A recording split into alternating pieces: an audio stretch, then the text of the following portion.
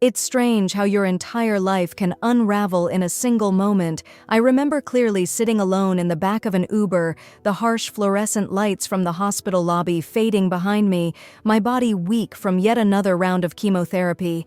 I stared at my phone screen, desperately hoping for a text from my husband Richard or my daughters Melissa and Jennifer, just something to remind me I wasn't completely alone. But the screen remained dark empty, reflecting only the pale face of a woman battling aggressive breast cancer, completely abandoned by the people who promised to stand by her forever.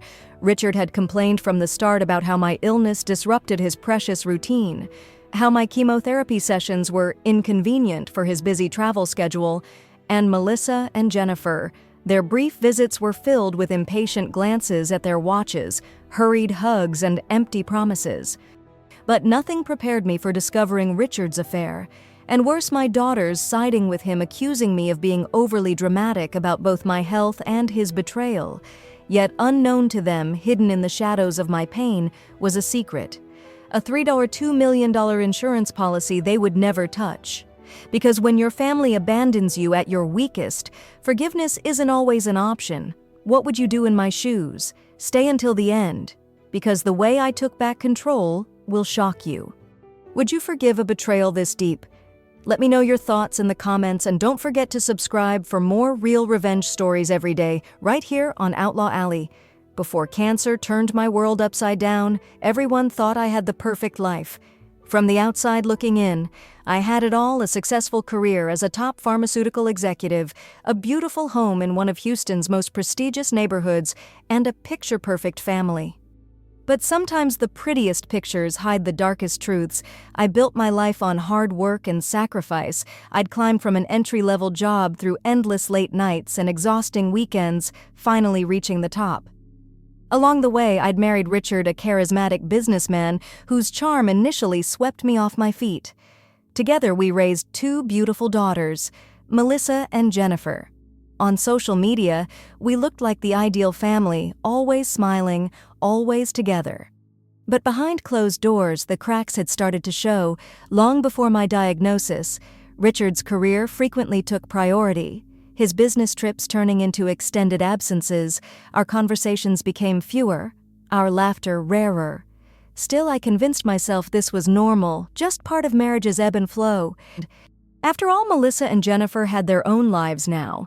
Melissa was a social media influencer, constantly jetting off to luxury destinations, and Jennifer was an ambitious young lawyer in New York City. I told myself their emotional distance was simply the independence I'd raised them to have. Then came that Tuesday afternoon, the day everything changed. Sitting in my doctor's office, the silence between us stretched painfully as she delivered the news: aggressive breast cancer. Treatment had to start immediately, and the fight ahead would be brutal. I remember feeling numb, unable to fully grasp the weight of those words, still hopeful that Richard and my girls would rally around me. After all, wasn't family meant to be the strongest bond? Reality, however, quickly set in. When I broke the news to Richard that night, his first reaction wasn't sympathy or concern. It was frustration. "You mean chemo every week?" He groaned, flipping through his phone calendar impatiently. "Olivia, how am I supposed to handle my travel schedule around that?" I was stunned. "Richard," I whispered, voice trembling, "I'm not asking you to rearrange your life completely. Just be there for me when you can." But the man I once adored only sighed deeply, shaking his head as if I'd just delivered news of a minor inconvenience. His eyes told me clearly my illness was an annoyance, nothing more. As the weeks passed, the loneliness became overwhelming. Melissa and Jennifer visited exactly twice during my first 2 months of chemotherapy. Each visit felt hurried, transactional, like ticking off an unpleasant task from their busy schedules. They kept glancing at their watches, exchanging irritated looks when I described how weak or nauseous I felt. "Mom, maybe you're overreacting," Melissa said, scrolling through her phone, never once making eye contact. "Cancer isn't as deadly as it used to be. You're being way too dramatic." Jennifer nodded in agreement. "Yeah, Dad's really stressed about how you're handling this whole thing. Maybe try not to lean on him too much. He has enough pressure at work." My heart sank deeper with each cold word. The daughters I'd raised with so much love and patience saw my fight for life as a burden, my illness as an inconvenience. Their words echoed painfully in my mind, replaying over and over each night as I lay awake, drained and broken. It wasn't long before Richard's business trips became suspiciously frequent, each absence stretching longer than the last. I wanted to deny it to cling to some shred of trust, but instinct nagged at me relentlessly. Eventually, reality struck harder than cancer itself. Richard was cheating. The truth appeared bluntly in late-night emails and hidden texts. I stumbled across one evening clear evidence of a romantic relationship with a female colleague half my age. I confronted him immediately, expecting remorse, guilt, maybe even an apology. Instead, he met my accusations with icy indifference. "Honestly, Olivia, what did you expect?" Richard shrugged dismissively. "This disease changed you. It changed us." "Did you really think things would stay the same?" His callousness left me speechless. But the worst came when Melissa and Jennifer sided openly with him, accusing me of pushing Dad away by exaggerating my illness and becoming too demanding. That night alone, in my empty, silent home, I finally faced the truth I'd avoided for too long. My family had abandoned me completely. But what they didn't realize was the immense financial safety net beneath me, a $2 million insurance policy I'd quietly secured years earlier, meant for their security. Yet now everything was about to change, and the beneficiaries they once were about to disappear from my plans forever. Cancer is cruel, but betrayal by the people you love most cuts even deeper. As my chemotherapy treatments intensified, the solitude within my own home grew unbearable. Each passing day, the empty hallways and silent rooms echoed the truth: I was utterly alone. Richard became a ghost, appearing briefly, always preoccupied, slipping away just as quickly to another conveniently timed business trip. One morning, weak and dizzy from a particularly brutal chemo session, I reached for my phone, fingers trembling, needing Richard's help to get to the hospital. The phone rang and rang until finally he picked up, sounding annoyed. "What is it now, Olivia? I really need you," I stammered, swallowing my pride. "I can't drive today." "I'm too weak." He cut me off abruptly. "Can't you call someone else?" "You know I'm leaving for Dallas in an hour." I sat frozen, stunned, listening as my husband hung up without another word. Tears blurred my vision as I opened the rideshare app, accepting again that strangers were now my closest companions in this battle. During one particularly dark afternoon after returning home from treatment, the silence felt heavier than ever. I wandered aimlessly through our home memories of happier times, haunting every corner. It was then, almost by accident, that I stumbled onto undeniable evidence of Richard's betrayal. On his home office desk, carelessly left behind, sat an open laptop. Messages filled the screen, intimate conversations with a woman named Angela, his colleague, the same woman he'd introduced to me once at a company Christmas party. My stomach churned as I read through their exchanges, their romantic getaways disguised as business trips, their whispered plans about the future, and shockingly cruel jokes about how my illness had freed him from marital obligations. My heart shattered all over again. After everything we'd been through, how could Richard discard me so casually? How could the man I vowed to love and cherish even through illness mock my pain so coldly? Desperate for answers, I confronted Richard that night. The man I faced across our dinner table was a stranger, cold, detached, completely unapologetic. "You went through my laptop," he accused me immediately, voice dripping with disdain.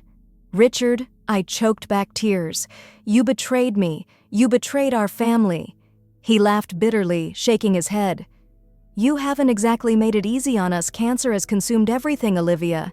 It's not my fault. Our marriage crumbled." I stared at him, speechless. His lack of remorse was staggering. When Melissa and Jennifer visited later that week, I foolishly hoped their presence would bring comfort, but instead, their attitudes echoed Richard's harshness. "Mom," Melissa began impatiently, "Dad told us what you did spying on him. Seriously? How low can you go?" Jennifer shook her head, arms crossed defensively. Honestly, Mom, can't you see how your constant negativity is pushing everyone away? Maybe if you focused on getting better instead of snooping around, things would be different. Their words pierced deeper than Richard's betrayal. The children I had raised with endless love, guided through every scraped knee and broken heart, now stood firmly against me. I felt a rush of overwhelming despair mixed with growing anger. That night, I lay awake for hours, replaying their words, letting the pain crystallize into something sharper, stronger. I'd spent decades building a secure, comfortable life for my family, sacrificing my own happiness again and again.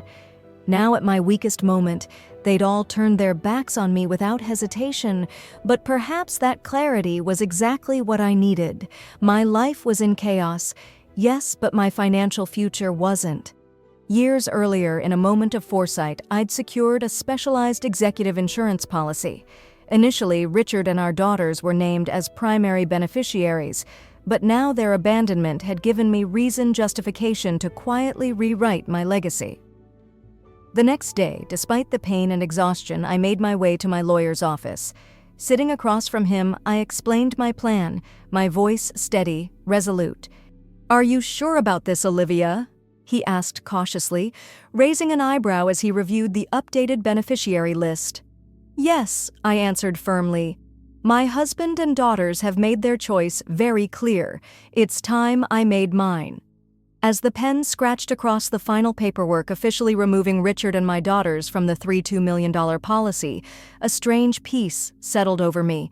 For the first time since my diagnosis, I felt a sense of control of purpose. They had chosen abandonment. Now they would live with the consequences. Little did they know their actions had ignited something powerful within me, an unyielding determination to reclaim my dignity no matter what it took. There's a moment when pain stops being just pain, when it transforms into something sharper, something that fuels you. For me, that moment came the day I signed away my family's future without them even knowing it. After removing Richard and my daughters from my insurance policy, I didn't feel guilt. I felt clarity. I realized that the people I thought would stand by me in sickness had already abandoned me in health long before cancer ever entered the picture. As my treatment continued, I stopped expecting phone calls or visits. I stopped waiting for apologies that would never come. Instead, I focused on surviving not just the cancer, but the emotional wasteland my family had left behind. 6 months into my treatment, something unexpected happened. My oncologist smiled for the first time in months as she shared the news my cancer was responding. The aggressive treatments were working. I wasn't out of the woods yet, but for the first time, hope felt real. I should have been celebrating, but life had one more blow to deliver. That same week, Richard walked through the front door, not with flowers, not with congratulations, but with a manila envelope in hand, and that same cold, detached look I'd come to know too well. "I think it's time we stop pretending," he said flatly, dropping the envelope onto the kitchen counter. "I want a divorce." For a moment, I just stared at him. There was no anger left, no heartbreak, just a calm understanding of who he truly was. "I figured this was coming," I replied quietly. Sliding the envelope toward me, Richard smirked, clearly mistaking my composure for weakness. "Look, Olivia, I know things have been hard, and with the medical bills, I'm sure money's tight, but I'm willing to be fair in the settlement fair." The word almost made me laugh. I reached into a drawer and pulled out a folder, one my attorney had prepared weeks ago. I placed it gently next to his envelope. "Actually, Richard, I've already had my lawyer draft everything. All you need to do is sign." His confident expression faltered as he opened the folder, his eyes scanning the pages. Confusion quickly turned to frustration. "Wait, what is this? Where's the debt?" "The hospital bills." I leaned back, watching him unravel. "There aren't any. My insurance covered everything." He looked up sharply, his face paling. "What do you mean? We were supposed to split those costs." "I thought you thought I'd be desperate, vulnerable, easy to manipulate." I finished for him, my voice steady. "But you forgot who I am, Richard. I've always planned for the worst. I just never thought you would be part of it." I could see the gears turning in his head, the dawning realization that his strategy had failed. But the real blow hadn't landed yet. As he fumbled through the paperwork, he stumbled upon a mention of my life insurance policy. His eyes lit up as if clinging to some last hope. This policy," he stammered. "At least there's that. For Melissa and Jennifer, too." I met his gaze calm and unwavering. "You might want to read the updated beneficiary section." I watched as his hands shook slightly, flipping to the final page. His face drained of color when he saw the truth. His name, along with our daughter's, nowhere to be found. "No, you wouldn't," he whispered, disbelief etched across his face. "I did," I said simply, "months ago." Richard's shock quickly morphed into anger. "How could you do this to your own family?" I stood up, feeling stronger than I had in months. "Family doesn't abandon you when you're fighting for your life. Family doesn't mock your pain or side with betrayal. You made your choices, Richard. Now you'll live with them." He left that day in a rage, slamming the door behind him. I stood in the quiet aftermath, not with sadness, but with a profound sense of liberation. There was no turning back now. I had severed the final ties to people who saw me as nothing more than a burden or a paycheck. For the first time since my diagnosis, I wasn't just surviving, I was reclaiming my life. What Richard didn't know was that this wasn't just about money. It was about making sure that when he and our daughters finally realized the weight of what they'd lost, it wouldn't be because I told them, it would be because life showed them, and that reckoning was only just beginning. When Richard walked out that door furious and humiliated, I knew my battle wasn't just with cancer anymore. It was with the legacy I wanted to leave behind. I wasn't going to waste another second mourning a family that had already erased me from their hearts. I had a second chance at life, and I was going to use it wisely. The first step was simple: finalize the divorce on my terms. My attorney ensured every detail was airtight. Richard wouldn't see a penny more than what the law required. There were no drawn-out arguments, no dramatic courtroom scenes, just cold signatures on paper that ended a 25-year marriage built on convenience more than love. Richard tried, of course. He called, ranted, even begged, at one point realizing too late that his plan to capitalize on my supposed weakness had completely backfired. But I didn't engage. I let my lawyer handle every word, every demand. Silence, I found, was far more powerful than any retaliation.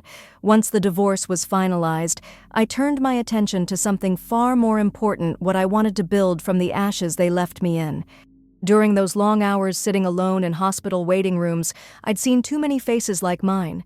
People fighting for their lives without anyone by their side. No husband holding their hand, no children checking in. Just silence, fear, and the crushing weight of isolation. I remembered every Uber driver who'd offered me a kind word when my own family couldn't. Every nurse who stayed a little longer because she knew no one was waiting for me at home. And I realized I wasn't alone in being alone. That's when the idea for the Olivia Foundation was born.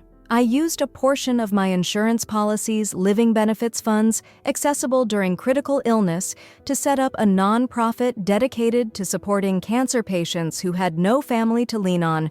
Transportation to treatments, in-home care, emotional counseling, every resource I wished I had, I made sure others would. It wasn't about revenge anymore. It was about purpose. But fate has a way of circling back.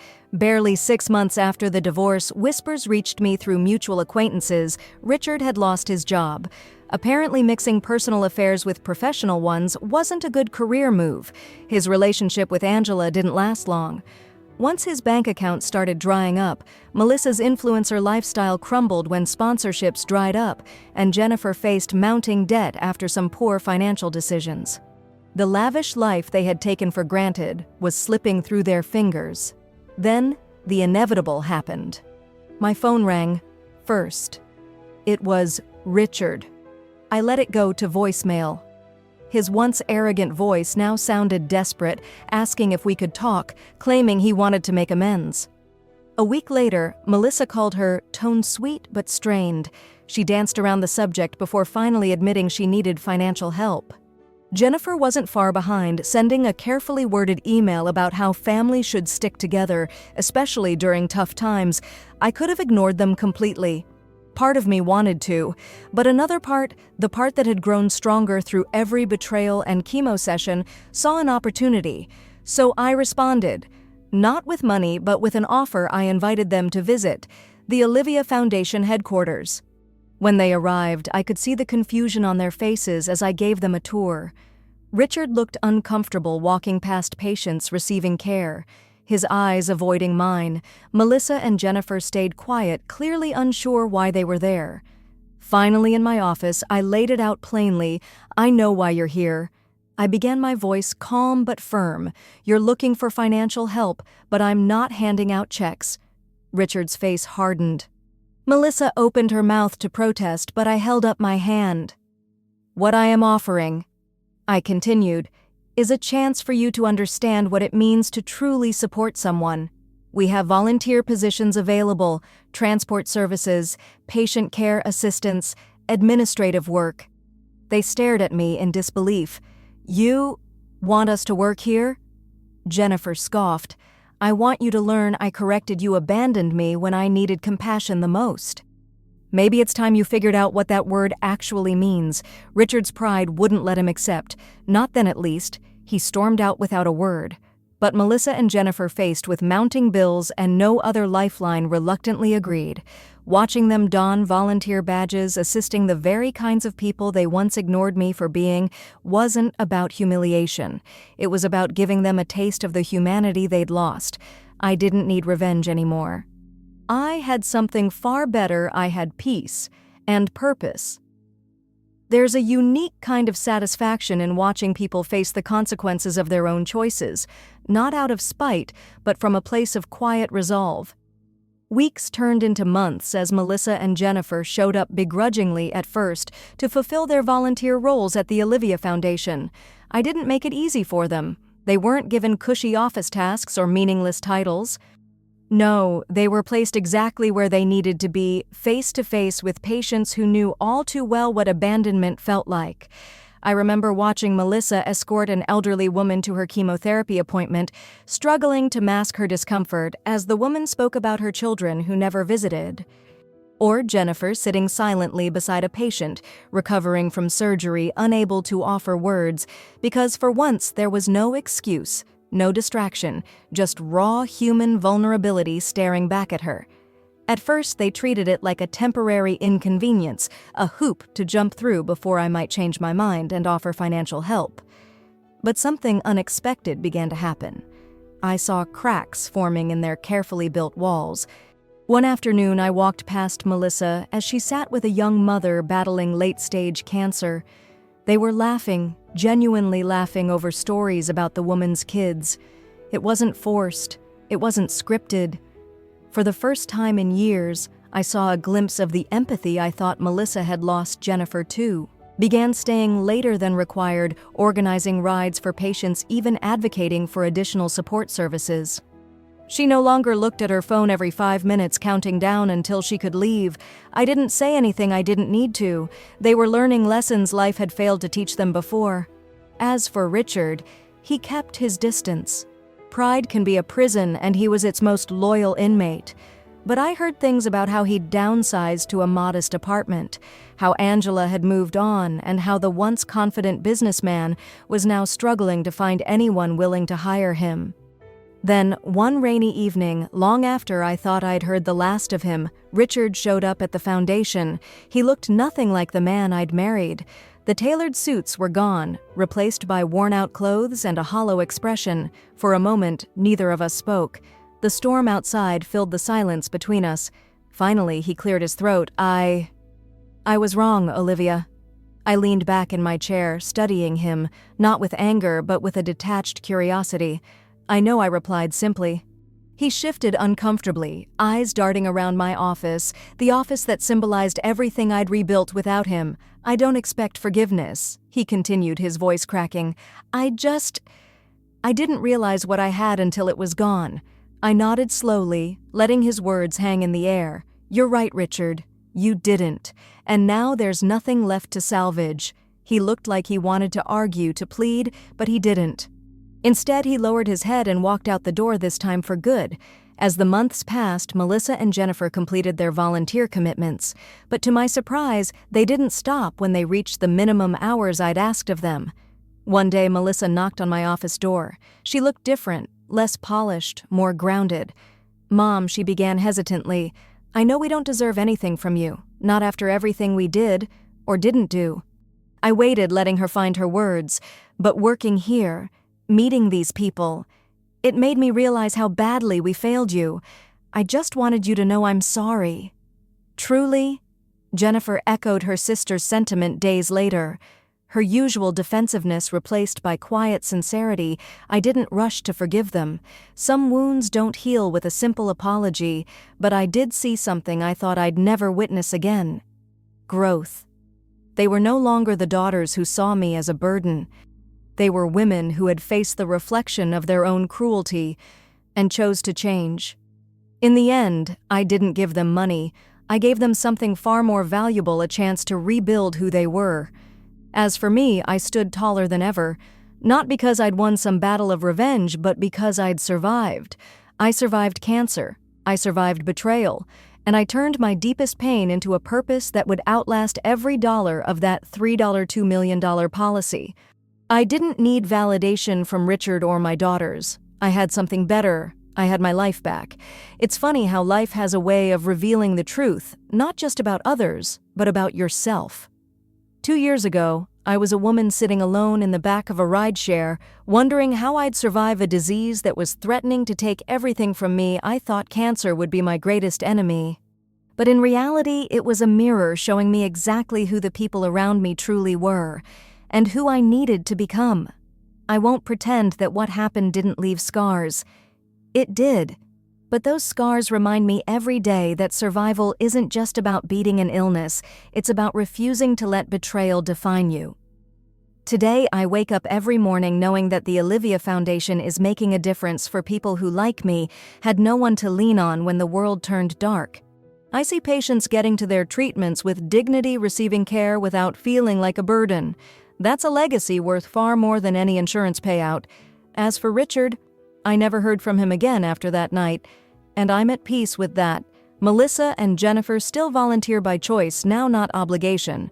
We're rebuilding something slowly, not the illusion of a perfect family, but a relationship based on understanding, accountability, and genuine care. It's not easy. But nothing worth keeping ever is.